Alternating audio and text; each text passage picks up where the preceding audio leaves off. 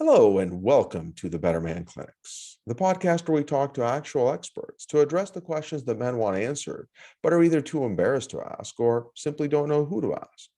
Before we get started, I do want to caution that the conversations on this podcast are for informational purposes only.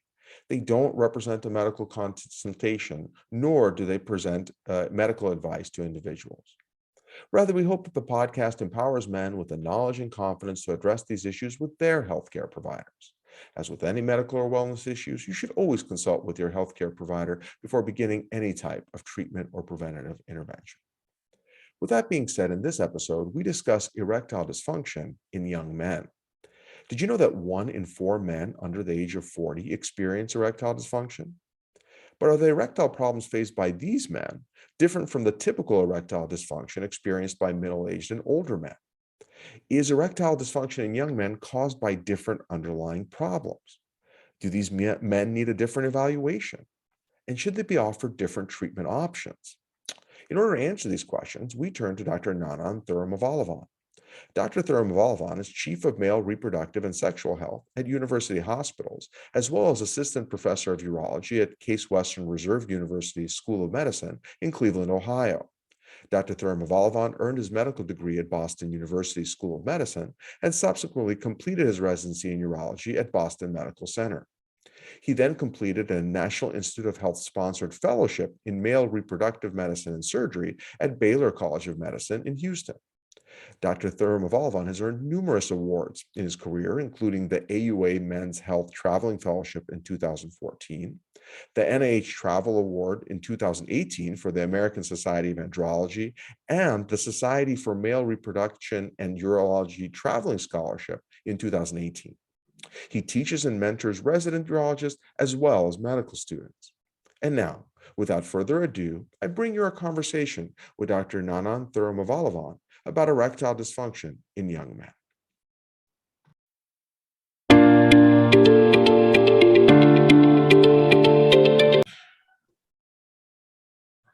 Hello, and welcome to Better Man Clinics.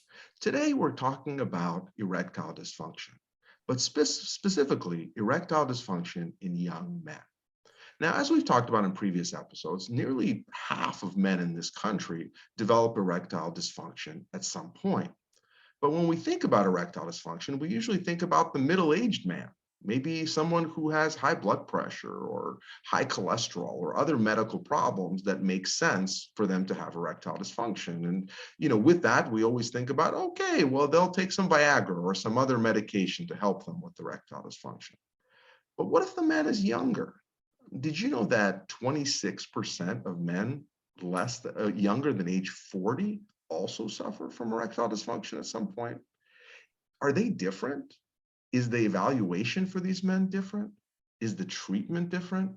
What should we consider with younger men with erectile dysfunction? And more importantly, what should these men consider? What options should they look into? To answer these questions and many more, we're very happy and lucky to be joined by a true expert. Dr. Nanan Thurumavalavan is an assistant professor of urology at Case Western University, and he's not only a board-certified and licensed urologist, he's also an expert in men's sexual health. Dr. Thurumavalavan, welcome to the program. Well, thank you for having me. I really appreciate being here and I appreciate the opportunity. Absolutely. So we're going to dive in a minute, but before we do, one thing I like to do at the beginning of the program is to have our viewers and listeners get to know you a little bit better. And, aside from your very impressive credentials, one thing I like to ask is, what got you interested in this? What was your passion and inspiration for pursuing urology and specifically men's health and men's sexual health? Yeah, that's a fantastic question. So when I was in medical school, I really liked surgical specialties, ones where patients came to you with a problem and you could fix them and see the outcome of that. And then as I was exploring different specialties, urology became sort of a natural fit in that regard. As I got into urology, started my residency, I really liked focusing on issues that affected people's quality of life. And men's sexual health and reproductive health is a huge one, right? You could see somebody with a specific problem, you can see the improvement that you can make or help them make, and see the gratification that brings them and the improvement in their quality of life overall. That was huge for me.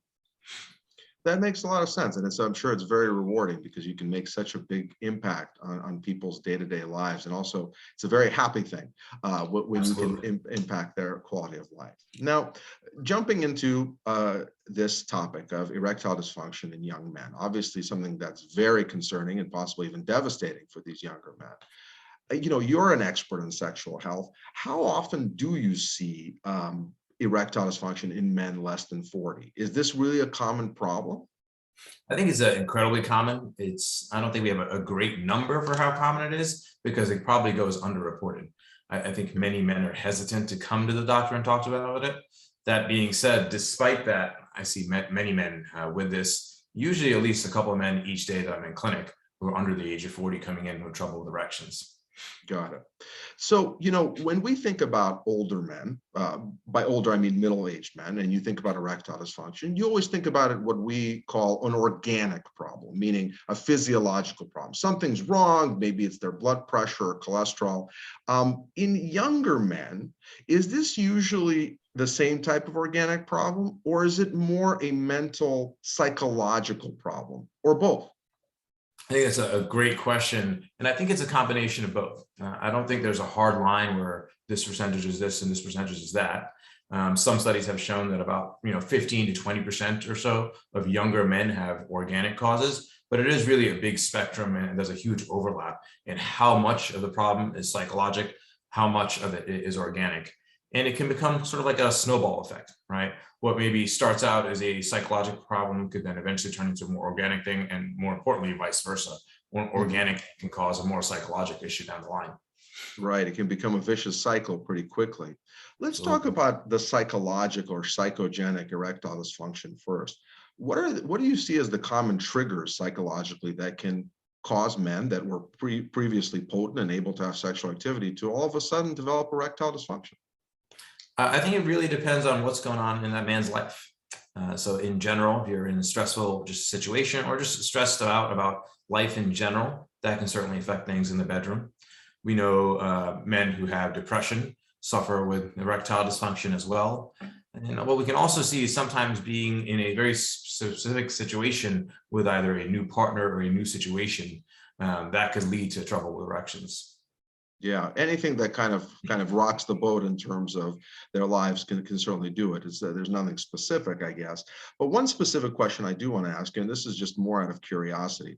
You hear stories more and more today about the greater impact of pornography on men's life, but not necessarily young men, all men, right? You hear about this, I think what it's called OnlyFans and all these other sites that are like exploding in popularity. And part of this is attributed to COVID, right? Because people literally can't get out of the house. And otherwise, it seems like it's a trend that's occurring anyways. Do you think that this dependence more and more on pornography is having an impact on psychological erectile dysfunction? And if so, how so? I think it might. I think we don't know what the sort of the final answer is because it's so dependent on the person itself. There have been studies, for example, looking at self-reported level of dependence on porn, meaning if you as a guy think you are addicted to porn, then you may have more of an issue with sexual dysfunction that could be related to the pornography use. But that's not true for everybody. So I think it's hard to speculate about everyone in sort of a broad generalization. We do know that in the era of COVID, everyone is more stressed out, more anxious. Life has not been easy for the last 2 years for most people. And that has certainly led to trouble with erections, regardless of whether you've gotten COVID or not. Right. No, that we had a great talk recently about that as well, about how COVID is really impacting both organically and inorganically erectile dysfunction. Now, if you have a young guy, less than 40, maybe in their 30s or even 20s, come in, and you're, obviously it's that question of, is this psychogenic, is this organic? How do you differentiate between the two when they're in your clinic, for instance? What do you look at? Yeah, the first thing we think about is getting a thorough sexual history, right? Asking when the issue happens, how often it's happened, how long it's been going on for. Does it happen with sexual intercourse or masturbation or both? And what sort of situations? Is the patient or the guy in a new relationship, for example, and this just started, or has it been going on for a while? We do find that erectile dysfunction that has more of a psychogenic component has a sort of more of a sudden onset, and it happens pretty quickly, and all of a sudden patients have trouble, whereas the more sort of organic cause kind of develops more slowly. Those are some of the things we sort of look at. In addition, I do recommend that everyone, not just guys under 30, consider going to sort of a psychologist or psychiatrist who specializes in sexual dysfunction. They can elicit an incredibly thorough sexual history and really come down to the root of some of men's issues. Got it. And when you say kind of situational, so you mean like when you asked again, does it occur only during sexual activity or masturbation, or maybe with one partner or another? So is the idea then that if it's just occurring certain times but not others, it's more likely to be psychological versus organic? Because the organic doesn't care what you're doing or who you're doing it with, basically. Exactly. If you're with sort of a new partner and you're nervous and stressed out, obviously you're more likely to have some trouble with erections. But if it's something that's gone on with multiple partners sort of consistently or gotten worse consistently, more likely to go organic, an issue with your blood vessels, nerves, something along those lines. Now, one thing you see a lot online is nocturnal erections. You know, if you do a Google search, like how do you tell if this is psychogenic or organic? Well, if you get erections in the morning, then more than likely it's psychogenic. Do you subscribe to that? And what's the basis of that? So I don't fully sort of believe in that. That used to be the traditional sort of teaching, and that's in all the textbooks. But you have to think the erections that you get at night when you're sleeping are different than the erections you get during the day. During the day, if you want to have sex, you have to be ready pretty quickly. Your penis has to fill up within a few minutes and you got to be ready to go. At night, our body kind of, I don't know how to word this, but your penis kind of rehabs itself in a way. And you get sort of erections each sort of REM cycle. So you have plenty of time to fill up your penis for a nocturnal erection. So it doesn't necessarily mean that because you're getting nocturnal erections, there's absolutely nothing wrong. Guys with early signs of organic erectile dysfunction or mild erectile dysfunction, where they still have some blood flow intact, will still get erections at night. It doesn't mean that it's all in your head. And that's a really important point. Many men think that because they're getting erections in the morning, it's all in their head. That's not necessarily true. Got it. So you can't just kind of throw it off and say, you know, it's in your head and go from there.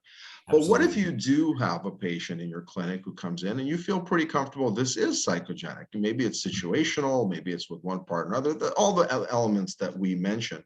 What do you as a urologist recommend to a guy like that who's still obviously, listen, doc, I'm really glad there's nothing quote unquote physically wrong with me, but I still can't get an erection, right? What do you recommend for them in that situation? Yeah, so I think that's a great point. So we still check everything, right? We check blood tests, make sure your hormones are okay, make sure you don't have any organic risk factors that can affect blood vessel disease. So we check your blood pressure, your cholesterol, your blood sugars, looking at all the risk factors for erectile dysfunction. I do recommend, again, like I said, everyone sees sort of a therapist to make sure there's no other sort of more systemic psychological issues we should be addressing. But at the same time, we got to treat the issue. The same treatments that work for a guy with organic dysfunction usually work pretty well for psychogenic erectile dysfunction, especially in the young guy. I find a low dose of Cialis or a medicine that improves blood flow into the penis works very well. And I actually have guys take it daily instead of taking it as needed. When they take it daily, it takes the pressure off. It's always going to be in your system at a low dose and make you a little bit more responsive, right? Doesn't mean you're going to walk around with a boner all the time, but it'll make you a little bit more responsive, a little quicker to be ready. And I find that works very well for most guys. So two follow-up questions with that. So what you're saying is obviously from the standpoint of, even though this is not organic, the medication will overcome the psychogenic to some extent and give you the erection you need. So two questions. First question is, the one we hear a lot is, if now, let's say your example, I'm taking daily Cialis to kind of get me over the hump, am I going to get dependent on it? And will I not be able to perform in the future without it? Great question. One I hear all the time. In the young guy who is truly like a psychogenic issue or something stressful is going on in their life, or they've got a new partner, what usually happens, and I don't have sort of a study to show this, most of my guys eventually kind of slow down taking it, and then they find that they're getting erection and they just forgot to take it. And they just kind of don't need it anymore. As you get older and you have more of an organic component where it's a blood vessel issue, you won't get a resistance or a dependence to the drug, but your erections may get worse as you get older, and you may need more of medicine in the future. But for the young guys who have mainly a psychological component to this, I find they just end up forgetting to take it after a while, or forgetting to refill it, and things just kind of get better.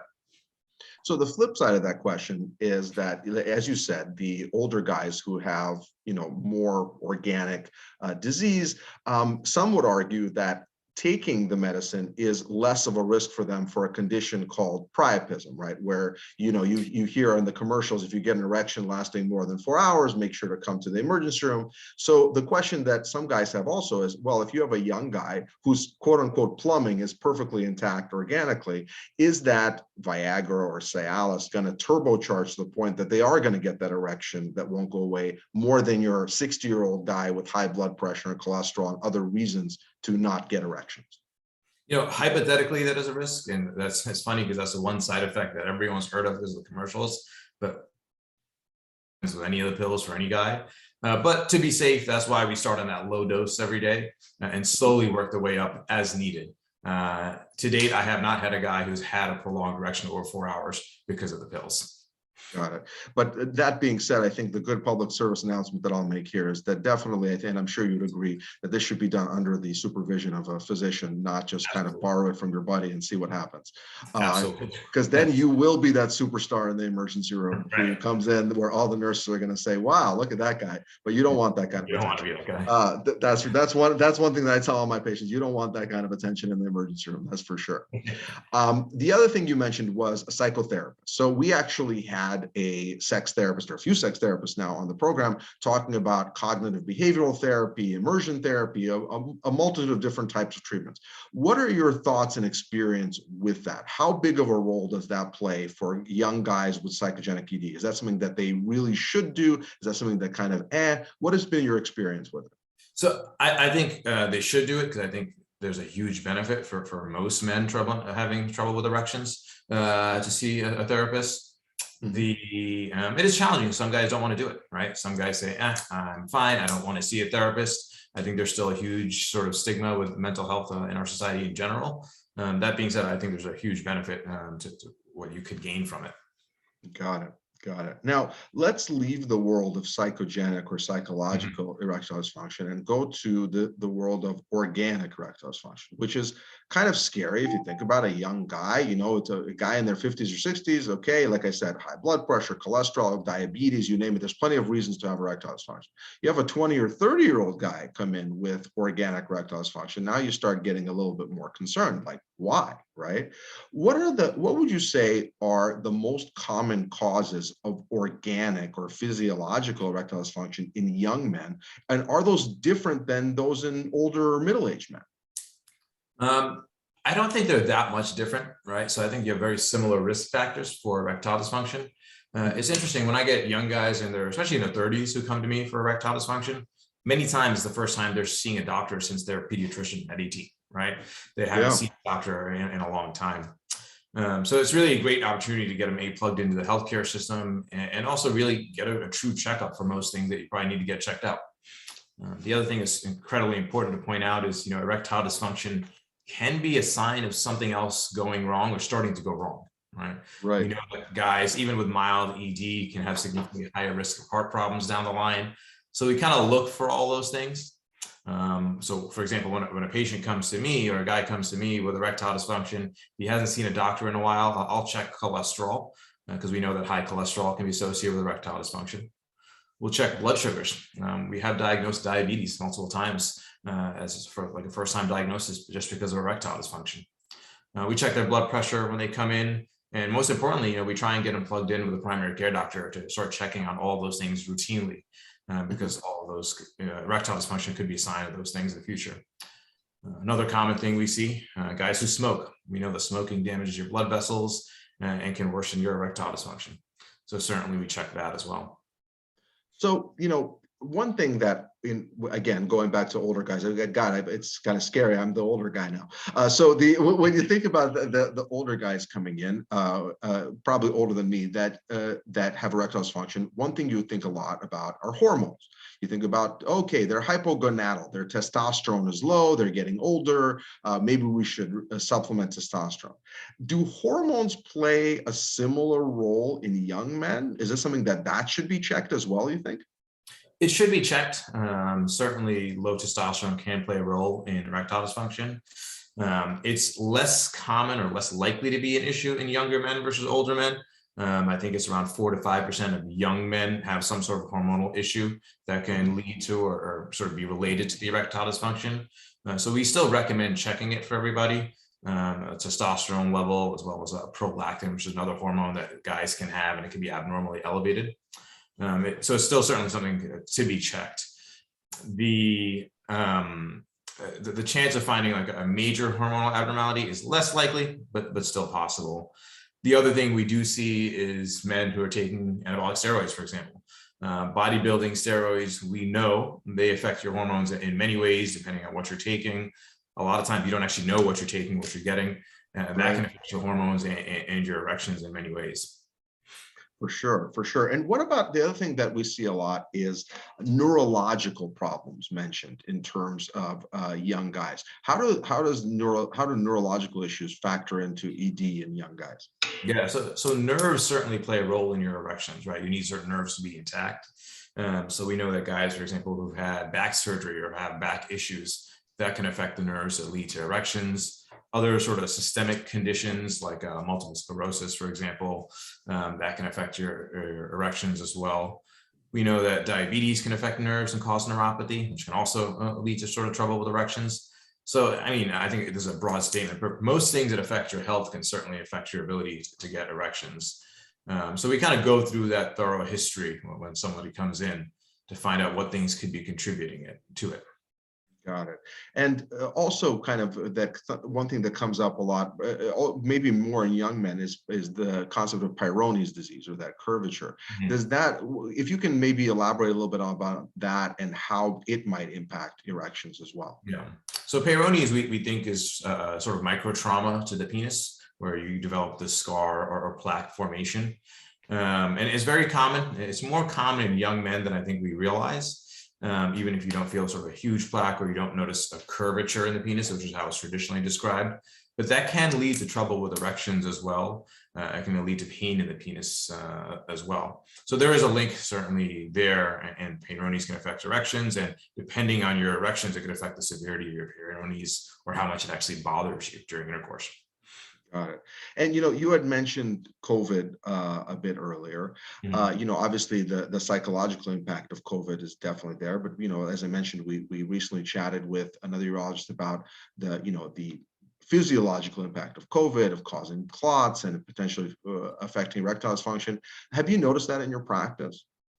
I have noticed that some guys have gotten COVID or been admitted with significant COVID-related issues. Have noticed a worsening of their erectile dysfunction since. There are some studies coming out that are showing that, but I think more long-term info is going to be needed, and I think the worst is sort of still yet to come as far as long-term effects of COVID and erectile dysfunction. Certainly, there's more than enough evidence from a how would this happen standpoint that it is going to affect erections. It's going to affect your health overall significantly. So yeah, I think we're going to see that. A couple of other risk factors I wanted to get your opinion on that you hear online. One is alcohol or drinking. Now, obviously, you've heard the empirical stories. Oh yeah, I had one too many beers and I couldn't perform. But does heavy long-term drinking impact erections, or can it in younger guys as well? It can. We do know that alcohol abuse can lead to sort of more trouble with erections. In addition to the multitude of health problems, it can affect your hormones, your testosterone level, and certainly can affect your erections long term. And then the other thing that's brought up again, which is kind of like not as obvious, I guess, to a lot of people, is long-term bike riding or long-distance bike riding. We've talked about bike riding in the program before in terms of prostate irritation, chronic pelvic pain, but never from the context of erections. Is that something that is a thing? And if so, what's the mechanism behind that? Yeah, so we think that bike riding leads to sort of compression of the nerves and arteries that go to the penis. And that could cause sort of issues with erections, because obviously, like we mentioned, erections are all about blood flow and having your nerves work properly. That being said, I think it's kind of a balance, right? Because someone who's bike riding that much is in really good cardiovascular shape, and we know that exercise in general is good for your erections. So I say everything in moderation when it comes to exercise, especially biking. I don't think you should swear off biking and stop exercising completely, because we don't want you to do that either. So mixing up sort of types of exercise will still be good for your erections overall. In addition, they make pretty well padded bike seats, especially now that Peloton is huge and spin biking is huge. They make pretty well designed bike seats that you can get to sort of protect yourself against that. Got it. That makes sense. And this is less common for younger guys than older guys, but medications, we've heard about, older guys, a lot of medications can really impact their ability to have erections. How does that translate into younger guys, and which medications are the most notorious for causing erectile dysfunction? Yeah, so I'd say in younger guys, most commonly it's the psychiatric medications. So we know the antidepressants specifically. Many of them make it harder to ejaculate, which then can sort of cause a more psychological issue and cause erectile dysfunction. That being said, I don't want anyone to stop any of their medicines without talking to their doctor, especially their psychiatrist, to make sure things are sort of done in a controlled fashion. There are some meds that are better than others within that same class of antidepressants. So certainly talk to your doctor if you feel like you've noticed that relationship about maybe changing medications if this is something that's of concern to you. As guys get older, other medicines that affect it are things like, hypertension meds or high blood pressure medicines. That being said, for your long-term health, controlling your blood pressure is more important than the short-term thing for your actual erections down the line. Yeah, that's so important, because a lot of guys, they read online that, well, you know what, my blood pressure medicine, here it is, I take whatever metoprolol, and here it is, it says that can cause erectile dysfunction, so I'm going to stop it. But it's a double-edged sword, right? Because if they stop it, the high blood pressure is going to affect their erectile dysfunction as well, correct? Absolutely. Especially in the long term, you're going to have a worse effect than if you just control your blood pressure. Yeah, and I think what a lot of guys don't realize, and I'm sure this in your experience as well, is that, as you said, you don't have to necessarily stay on that particular blood pressure medicine, and it's not all or nothing. There's a spectrum, as you said, of impact, right? Where some blood pressure medicines will impact erections more than others. Some psychiatric medicines will impact erections more than others, and your doctor can move you around from one to another to find that right balance, rather than you just saying, forget it, I'm just going to stop it. Correct? Absolutely. Yeah, so I think that's an important take-home message for the guys listening out there, is that you can still treat your underlying medical problems and hopefully, get around the erectile dysfunction issue. I think most importantly, you should have a conversation with your doctor about what sort of effects you're feeling, if you think they are related to the medicines, and just have a discussion about the options, and then you can make the decision in the end and make an informed decision in the end. That's great advice, for sure. Now, one thing I like to do in the program is, as you know, guys are pretty reluctant to go into the doctor's office. They worry about what they're going to be asked, what they're going to be what's going to be done to them, and that makes them very, very nervous. So one thing I like to do on the program is to do a little role playing and basically just say, okay, what is to be expected if I'm a young guy coming into your office as a urologist's office? What am I to expect if I have erectile dysfunction?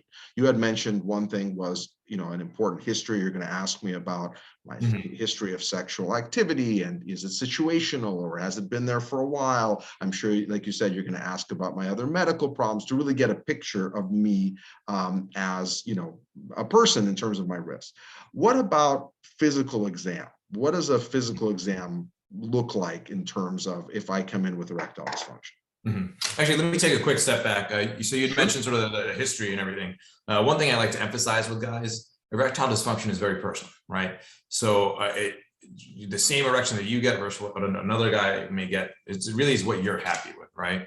So my upfront question to see whether or not you have erectile dysfunction is, are you as hard as you want to be for as long as you want to be, right? And if the answer is no, and it's all about you, so you kind of determine what you want out of this. And so I think it's important to remember that you as a patient, or the man, or sort of the captain of the ship here, and determines how we proceed here. So when it comes to exam, I'm looking at sort of the overall picture, right? We know men who are overweight, for example, you have a higher chance of having erectile dysfunction. I take a look at your chest, any signs of breast enlargement, tenderness, pain, anything like that, which sometimes could be a sign of hormonal abnormalities. And then look at your abdomen for any sort of surgical scars. And then we examine the penis and testicles, right? And that's probably the most uncomfortable part for most men, but nothing to be feared, nothing hurts about it, okay?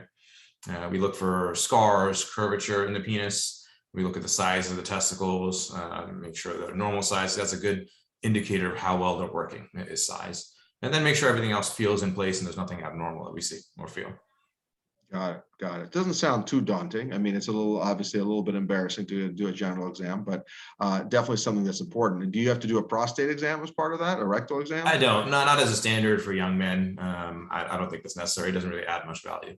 I think that's reassuring to a lot of guys listening as well. Now, there's been a lot online about imaging. And there's a lot of centers out there that really highlight this as this kind of differentiator that you know what, we're really looking under the skin there to see what's going on. Can you speak a little bit to these imaging tests? Are they valuable? Do you use them? What are they for and what do they do? Yeah, that's a great question. It comes up one that comes up pretty often. So imaging is right for the specific patient, and there's multiple modalities I'll talk about in a second here. The first thing I want to know is, do you have decent blood flow to the penis, right? So we always start with the least invasive, least sort of expensive, least side effect profile thing that we can do, and then work our way up as needed and as much as you want to. So if you respond pretty well to Cialis or any of the pills, that tells me in general, your blood flow is actually pretty decent, okay?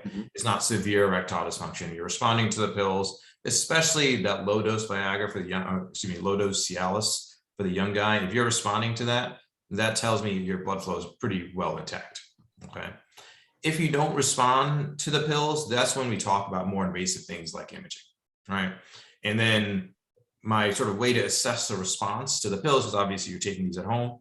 I will ask you, are you as hard as you want to be for as long as you want to be? If the answer is no, then we keep going, okay? The first imaging modality is something called a penile ultrasound or an ultrasound of the penis. But this isn't just done like a regular ultrasound. The way we do it is by giving you an injection of a medicine that's a lot stronger than Viagra or Cialis, seeing how you respond, and then using the ultrasound to look at the blood vessels and the blood flow in and out of the penis. And that can tell us a lot of things. It can tell us about the anatomy. Is there any scar tissue or plaque? Is the arterial blood flow good inside the penis? Meaning, are you bringing enough blood into the penis? Is the blood leaking out of the penis too quickly? Are your blood vessels really stiff and not opening up properly? Based on that, kind of determines what next treatment option would be best for you. And there's a range of options. Go ahead, sorry. Can we unpack that a little bit? So I'm actually, I think it's important to know. So like, because the guys want to, okay, great, you're doing ultrasound, you're looking for those things. So can we do a little bit of choose your own adventure in the sense like, okay, sure, if give us a couple of those scenarios. Absolutely. And based on that, what the potential, I mean, obviously there's variation there, but on a high level, what that would lead you as their doctor to do in that situation. Yeah. So if you have specifically an arterial issue, where your only issue is that you cannot bring blood into the penis, but the veins or the arteries, the penis keeps blood in and keeps it trapped, but you're not bringing enough blood flow into the penis, then you have a few options, right? Sometimes we'll refer you to a doctor who can do something called an angiogram, where they actually put dye into your blood vessels and see if there's any specific blockage in a small artery coming to the penis. This can be seen in guys who've had some sort of car accident to the pelvis that damaged the area, or even in guys who don't have a history of that. It's rare, but we do see it sometimes, specifically in young guys with significant trouble with erections. If a blockage like that is identified, there's a couple of options. One, and this is very similar to what they do for your heart, is to put a stent in to open up that blockage. Or very rarely, a couple places in the country do something called an arterial bypass surgery, where we take the blood vessel from your abdominal wall and swing it down to the penis and bypass some more blood or bring some more blood into the penis. Now, these are highly, highly specialized procedures. Not everyone is a candidate for them. Right. If the ultrasound shows trouble with arterial blood flow, meaning you're not bringing enough blood into the penis and you're leaking blood out, then you have a couple options. We can teach you how to do those injections at home. where we figure out sort of a starting dose for you, and you would give yourself an injection in the penis each time you want to have intercourse. Or we can talk more about sort of a penile implant. The way the implant works, it's almost like a total knee replacement, but for the erectile bodies in your penis. It's an outpatient procedure where we make a small incision and replace the two erectile bodies, and they're then controlled by a pump on the inside of your body. That's a procedure that has a high satisfaction rate. We don't do it very commonly in young men, but in men who don't respond to pills and have these findings on ultrasound, it's a good option. Got it.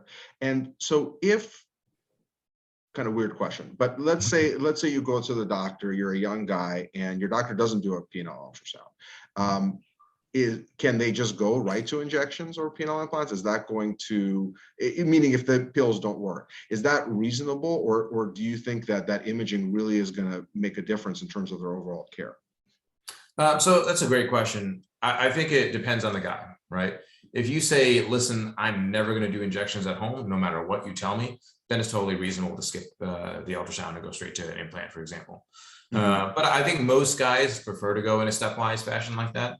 And there's no sort of absolute right or wrong. You know, if you look at the AUA guidelines, for example, we offer all options, and then you're the captain of the ship. You get to sort of decide where you want to go with things. Got it. But it sounds like the ultrasound does help you kind of create an algorithm to decide which way to go. So you're not kind of just throwing darts at something. You're really trying to go in a stepwise fashion.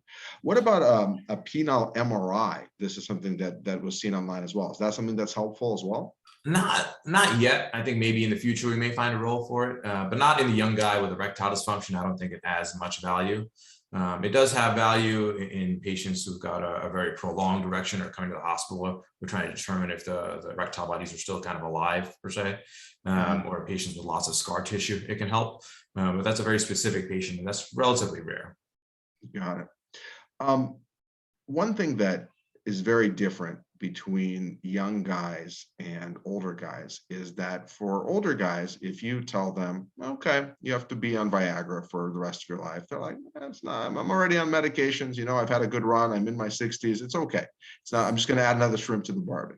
If you're talking to a 30-year-old guy or even a 20-year-old guy, and you're telling them, you know what, take this medication, do these injections, it could be pretty devastating.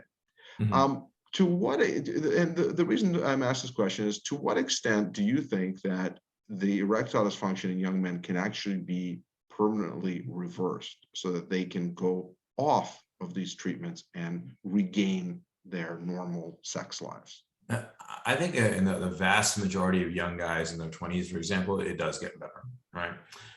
That's why I find that sort of like a low dose Cialis kind of gets you over the hump. And then after that, things do get better. We know that in young guys, it's like 15-20% of guys who have a truly more serious issue or more organic issue. So for the vast majority, that 80 to 85, it'll get better. I think a lot of times it's just getting that confidence back with 1 or 2 good erections, and then things just get better from there. So there's hope. Yeah, that's the reassuring part, and that in most guys, it does get better relatively quickly too. Yeah, that's certainly reassuring, that point. I do want to run through with you the different treatment options again. So if you have a guy, again, with, I guess, psychogenic or organic erectile dysfunction, it sounds like the mainstay of treatments are similar in terms of, you know, getting them over the hump. First thing you mentioned were, I should say, what we call the PDE5 inhibitors, right? Like Viagra, Cialis. I guess first question, just to get guys better understanding, how do these medications even work? Like what is taking that medicine? How does that give me an erection? Yeah, so taking the medicine by itself isn't actually going to give you an erection. So you take one, and depending on the pills, either 1 to 2 hours before you want to have intercourse, I tell guys you can't just take a pill and stare at your penis. Nothing's going to happen, right? You got to have some stimulation. You got to have someone help you out, get you started, and then the pills kick in chemically to sort of help you maintain a good erection. There are some side effects. Some guys can get headaches with the Cialis. You can get back pain. Sometimes you can get vision changes or like a stuffy nose feeling. For the most part, though, even the side effects get better after people have taken it a couple times. So most people tolerate it well. Sometimes we'll switch from one pill to another depending on how you tolerate the side effects. The things to watch out for, and this isn't that common in young guys, but if you've got a significant heart issue or if you take something called nitroglycerin for chest pain, you don't want to be taking this at the same time. That could be a very serious sort of complication if taken together. And then, like we said, the erection over 4 hours is a warning we need to be aware of. Now, one thing that especially young guys also always ask is the question of, we talked about dependence, and you said that kind of not really there, but what about just like, is there an overall risk to your health to being on these medications long term? It's a good question. Not really, not as far as we know. It's interesting that low dose of Cialis, when you take it every day, the tadalafil, people take that long term because it's been approved for prostate issues as well. So you may notice a difference in your urination for the better too. So as far as we know, there's no sort of long-term effect of being on it. Got it.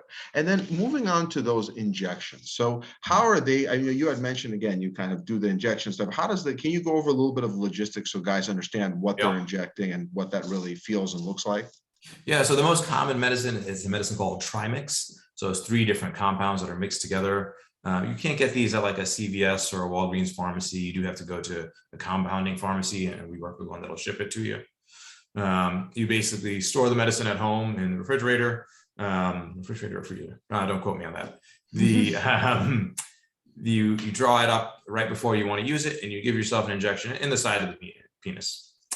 It's a very small needle for anyone on insulin. It's an insulin needle, so it's very small, and it sounds a lot worse than it is. So that's why we have guys try the first one in the office, and we teach you how to do the injection, and we see how you respond to it. Because I know it sounds terrible. Like, we're going to inject what? Injecting your penis, for goodness sake, man. Yeah. But after guys try it, it's actually not as bad as they make it sound, or we make it sound, I guess. It takes anywhere from 5 to 20 minutes for you to get a response. So it's a little quicker than the pills. It can be a little clunky sometimes. So it's not the most sort of sexy or most logistically easy thing to do, because you have to store the medicine, store the needles. It can be challenging when you're traveling. But for some guys, it works well for their lifestyle. And you can give them a reliable response. Got it. And what kind of risks should they expect with the injections? Are they the same as those of pills, or are they a different risk profile? Less so. You have less sort of systemic side effects, but you can get pain and bruising, especially if you're on blood thinners, for example, at the site of the injections. The biggest risk is, you get an erection that lasts too long. This is a real risk with the injections. So you have to be very careful with the dosing. Every year I feel like some guys on their anniversary say, hey, I'm going to inject twice my usual dose. That's when you get into trouble, and then you end up in the emergency room, and then we have to use much bigger needles, and you don't want that. That's so for sure. Follow the dosing and be careful about it. And then there has been reports, I guess, online that have been reported that like where you inject can cause that scar, and maybe it kind of create a Pyronius type of situation. Have you seen that in your practice as well? I have occasionally. I certainly have occasionally. There are some guys who have been injecting for 20, 30 years without any sort of scar tissue, whereas some guys, within the first year, they'll start to develop scar tissue. And if that happens, we'll say, hey, let's either back off, try and switch injection sites, or think about other options like an implant instead, to prevent further scar tissue. Got it. And one thing we haven't discussed on this as a treatment option is the vacuum erection device. I mean, most people think of that as in the Austin Powers movie, the novelty devices, but there's a little bit more to it in the clinical setting, right? Can you speak a little bit to that? Is that a great option for young guys? Is it something that you don't turn to often? What are your thoughts on that? I don't use it that often. I think it can help for older guys after prostate surgery, for example, for lengthening and sort of rehabbing the penis. But I don't think it's clunky, right? If you're about to have sex, you got to pull out this thing, you got to bring the pump out, then you have to put a ring at the bottom of the penis. There's a couple issues with it. It doesn't feel as natural. Most of your erectile bodies, most of your penis is actually on the inside of your body. Most guys don't know that. Vacuum, only the outside gets hard, so it's not that stable for sex. You get what I call like the helicopter effect, where it's hard but kind of floppy. So it's hard to actually use. I think of vacuums specifically for sex as kind of like a last resort. So I don't turn to them that often. Got it. Well, Dr. Thirumavalavan, thank you so much for your time. I think this has been a great conversation. I think you provided a tremendous amount of information to young guys. Again, could be a pretty devastating problem. And I think you gave them some hope, and also provided them with great guidance as to kind of what to think about when you have this. Before we let you go, I'm going to ask you a question that we ask a lot of our experts that have nothing to do with erectile dysfunction or probably even urology. This is called Better Man Clinics, and the idea is to get better, right? How do you live your best life? And so you've obviously reached a significant level of success in your life, personally and professionally. What's the secret to your success, and how do you live your best life? That's a good question. I think surround yourself with supportive people. That's the biggest thing, right? Whether it be my wife, my family, my coworkers, my boss, everyone I work with on a day-to-day basis, everyone's supportive, and we're all working towards sort of the same goal, right? And I think that whatever your goals may be, I think that's what is sort of the secret and helps you to get forward in life. Have to have that team behind you. It's not a one-man show, right? That's for sure. Thank you again so much for joining us and for your great insights. And to all of you guys listening and watching, thank you for joining. And remember our mantra here at Better Man Clinics: your best life is a journey and not a destination. And use every single day to get just a little bit better. Thanks, and we'll see you all next time.